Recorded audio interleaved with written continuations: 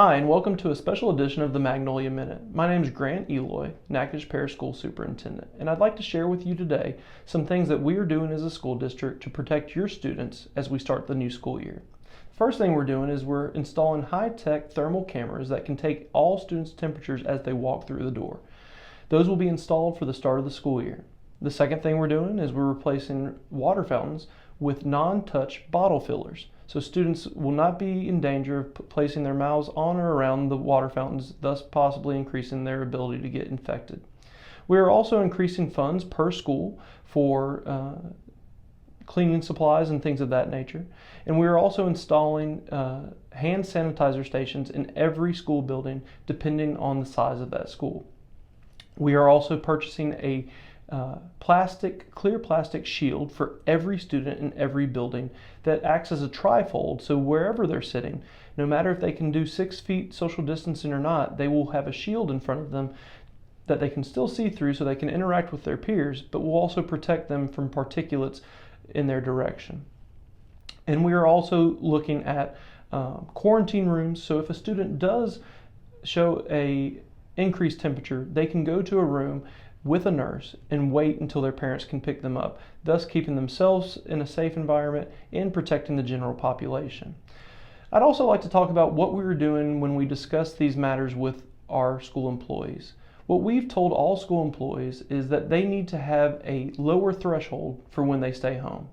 Typically, good employees like to come to school even if they have possibly a fever, the sniffles, or have any number of ailments. What we are asking our employees today is, if you feel the least bit sick, if you have the sniffles, if you have a slight fever, please stay home. We are also instituting a protocol for what should happen if you test positive or if you've come into contact with someone who's tested positive. What you should automatically do is contact your immediate supervisor. In most cases, that's going to be your school principal. You would contact that supervisor and they would then contact Ms. Linda Page, our Human Resources Director at the school board. If you are unable to get in touch with your supervisor, then an email and a phone call to Ms. Linda Page would suffice. What she will then do is contact the Office of Public Health, and the Office of Public Health will determine what our next steps are. In many cases, that will mean that you will need to quarantine. In some cases, depending on if you've worn a mask or practiced social distancing, that will not be the case.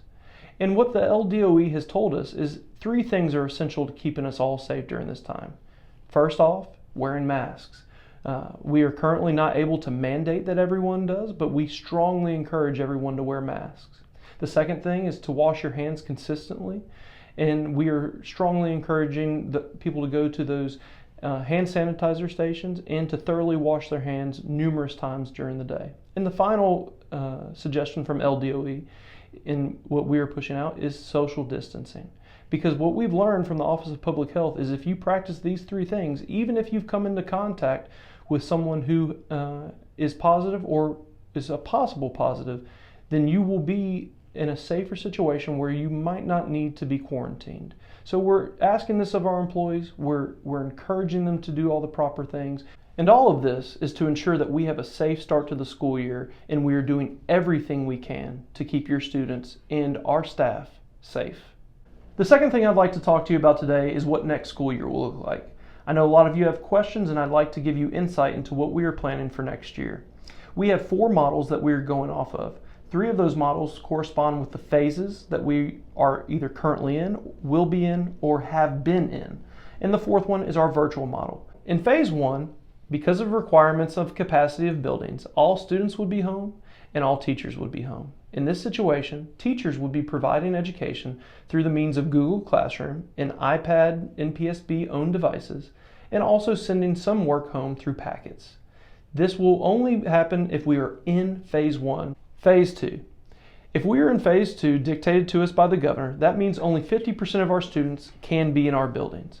In this situation, all teachers would be at school, but we would split the student body into 2 groups. How we do this is what we are putting out through a survey on our website, which will be available to you today. Because this is such a dramatic situation, we want the stakeholders to have input as to how this would look. Would it be week to week? Would it be every other day? We are asking for you to participate in our survey so we can help determine what the community wants for phase 2. Again, what it would mean though, besides the survey, is that only 50% of our students would be in school at any one point. Teachers would have a virtual component through Google Classroom, but there would also be face-to-face for 50% of the students at a time. We will have more information forthcoming on this once you have filled out the survey and give us more input as to what the community desires. Phase 3 is what we are all hoping for. In this situation, we will be traditional face-to-face. The only change would be logistical matters concerning whether we would wear masks, which would come from the Department of Education and the governor, how classes would change, and other logistical matters that would help to mitigate the spread of coronavirus.